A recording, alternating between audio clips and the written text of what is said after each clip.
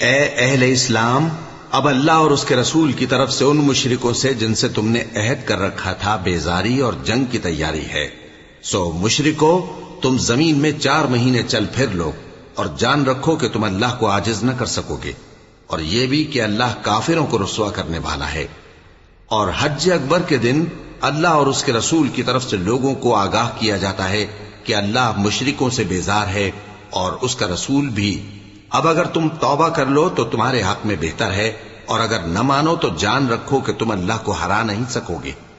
اور اے پیغمبر، کافروں کو دکھ دینے والے عذاب کی خبر سنا دو۔